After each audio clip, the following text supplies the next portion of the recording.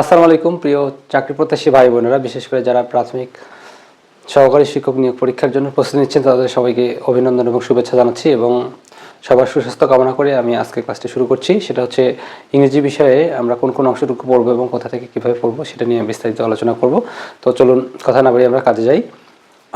Primary সহকারী শিক্ষক নিয়োগ 2025 ইংরেজি বিষয়ে 25 নাম্বার থাকবে। 25 নাম্বারের মধ্যে আমি এর আগে ক্লাসে বলেছিলাম যে 22 থেকে 23 নাম্বার থাকে গ্রামাটিক্যালি, অন্যান্য অংশ থাকে হচ্ছে লিটারি টার্ম থেকে, অর্থাৎ 2-3 নাম্বার। এর জন্য আমাদের সবচেয়ে বেশি গ্রামারের কোন অংশ, এখন গ্রামারের একটা বিশদ চ্যাপ্টার বা বিশদ বিষয় এবং বিস্তারিত এই স্বল্প সময়ে আলোচনা করা সম্ভব না এবং সব কিছু জানারও দরকার নেই। যতটুকু অংশ আমাদের দরকার ততটুকু অংশ নিয়ে আমরা আলোচনা করবো এবং সেখান থেকে ইনশাল্লাহ কমন পাবো বলে আশা করছি।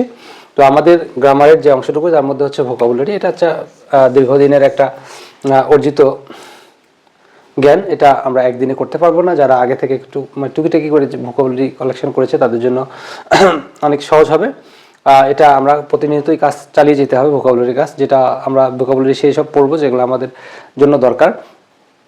এরপর সাবজেক্ট ভার্ব এগ্রিমেন্ট, এটা হচ্ছে আমাদের এই চাকরির জন্য খুবই গুরুত্বপূর্ণ এবং এখান থেকে প্রশ্ন প্রায় আসেই, যেটা হলো সাবজেক্ট ভার্ব এগ্রিমেন্ট। এটা আমরা একটু ভালো করে পড়বো। সাবজেক্টের সঙ্গে কোন ভার্ব বসে এবং ভার্বের সঙ্গে অবজেক্ট কীভাবে বসে সেটার আমাদের বিস্তারিত, অর্থাৎ সাবজেক্ট ভার্ব এগ্রিমেন্ট হচ্ছে একটা সেন্টেন্সে ওয়ার্ডের পজিশন, যে কোন ওয়ার্ডের সঙ্গে কতটুকু, সিঙ্গুলার হলে সিঙ্গুলার, প্লুরাল হলে প্লুরাল, এসব নিয়মগুলো এখানে আছে, সেটা আমরা দেখবো। তবে অনেক বেশি নিয়ম নেই, এটা অল্প দিন, একদিনই চাইলে একবার পরেই সম্পন্ন করা সম্ভব। এবং সেন্টেন্স কমপ্লিশন, অর্থাৎ সেন্টেন্সের বিভিন্ন স্ট্রাকচার গঠন এবং কীভাবে কোনটা কীভাবে নিয়ে বসবে সেটা নিয়ে আলোচনা করতে হবে, অর্থাৎ সাবজেক্ট ভার্ব এগ্রিমেন্টের মতোই। এরপর হচ্ছে কারেকশন, এটাও ওয়ার্ডের পজিশন, ওই সাবজেক্ট ভার্ব এগ্রিমেন্টের কিছু অংশ, এবং স্পেলিং বা বানান, বা ইংরেজিতে যেমন ছিল বাংলা এরকম আমাদের খুব বেশি পড়তে হবে না, স্পেলিংগুলো পড়তে হবে যেগুলো বিগত সালে আসছে, সেগুলো অ্যানালাইসিস করে এবং পিএসসি নন ক্যাডারের যে বইটি আছে সেখান থেকে, অর্থাৎ এখন যে প্রাইমারি শিক্ষক নিয়োগের জন্য যে বইগুলো বের হয়েছে সেই বই থেকে নির্ধারিত একটা অংশ পড়লেই আমাদের হয়ে যাবে। এরপরে প্রিপোজিশন, এই প্রিপোজিশন পড়ার জন্য আমাদের সবচেয়ে বেশি গুরুত্ব দিতে হবে হচ্ছে ফ্রেশ অ্যান্ড আইটেমস, তারপর হচ্ছে গ্রুপ ভার্ব, এরপরে হলো অ্যাপ্রোপ্রিয়েট প্রিপোজিশন, ওগুলো থেকে আমরা ইনশাল্লাহ কমন পাবো। এরপর parts of speech, parts of স্পিচের যে অংশটুকু আমাদের, এটা পার্টস অফ স্পিচের যে 8 প্রকার, সেই 8 প্রকার আমাদের বিস্তারিত পড়ার বা জানার দরকার নেই। এখান থেকে আমাদের জানতে হবে শুধু কেবলমাত্র নাউন, কারণ বিগত প্রাইমারি নিয়োগ পরীক্ষায় যেটা দেখা গেছে সেটা হচ্ছে বেশিরভাগ ক্ষেত্রে নাউন থেকে প্রশ্ন আসছে, এই জন্য আমাদের নাউনটি ডিটেলস পড়তে হবে, বিস্তারিত পড়তে হবে। ফ্রেশ অ্যান্ড আইটেমস, আমি তো এর আগেও বললাম, প্রিপোজিশন ভালোভাবে জানার জন্য আমাদের ফ্রেশ অ্যান্ড আইটেমসও পড়তে হবে।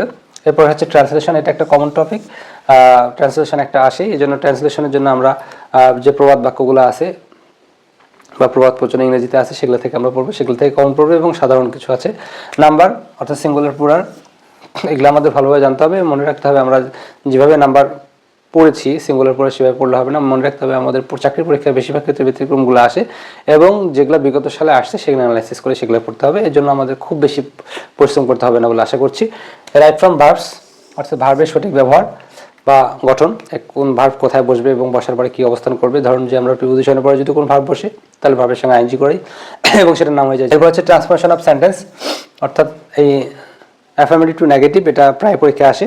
এছাড়া assertive two exclamatory, exclamatory assertive এই সেন্টেন্সগুলো আসে, অন্যান্য ফর্ম আসতে পারে, সেগুলো আমরা দেখে নেব। ওয়ান ওয়ার্ড সাবমিশন, যেটাকে আমরা এক কথায় প্রকাশ বলি, এখান থেকে পরীক্ষা।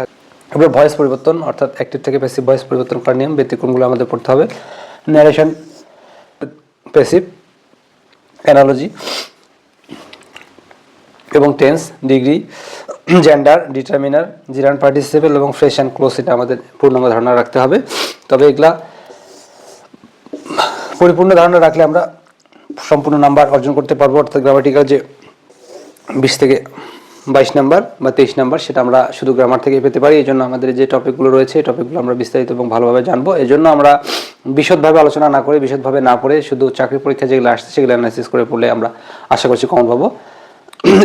এরপরে 2-3 নাম্বার লিটারেচার, লিটারেচার থেকে অনেক বড় একটা টার্ম, এটা যারা ইংলিশে পড়াশোনা করছে বেসিক সাবজেক্ট হিসেবে তাদের জন্য এটা খুবই সহজ, কিন্তু আমরা যারা জেনারেলে পড়াশোনা করেছি তাদের জন্য আসলে এটা একটা বড় এবং কঠিন টপিক। এটা আমরা অনেক বেশি পড়তে যাব না, কারণ এই 2 নাম্বারের জন্য যদি পড়তে যাই তাহলে এই 2 নাম্বার শেষ করতে আমার 1 বছর লেগে যাবে। তা আমরা এর জন্য কী করবো, এখান থেকে বাছাই করে যতটুকু অংশ পরীক্ষায় আসছে সেগুলো অ্যানালাইসিস করে সে ততটুকু পড়বো। এর মধ্যে আমরা গুরুত্ব দেবো হচ্ছে এলিজাবেথ পিরিয়ড, রোমান্টিক পিরিয়ড, তারপর হচ্ছে ভিক্টোরিয়ান পিরিয়ড এবং লিটারি টার্মস। এই লিটারি টার্মস যে টপিকটা আছে এখান থেকে আমাদের হয়তো 1 নাম্বার কমন থাকে। তো আশা করছি আমি যে বিষয়টি আপনাদের সামনে উপস্থাপন করলাম, যতটুকু অংশ উপস্থাপন করলাম, আশা করছি এটা পরিপূর্ণভাবে সম্পন্ন করতে পারলে আপনি নিশ্চিতভাবে ইংরেজিতে 25-এর মধ্যে 23-24 অর্জন করতে পারবেন। এবং যদি আপনি হার্ডলি ডিপলি আগে থেকে প্রিপারেশন নিয়ে থাকেন তাহলে আপনি 25-এ 25 পাবেন বলে আশা করছি। তো ধন্যবাদ সবাইকে। আসসালামু আলাইকুম।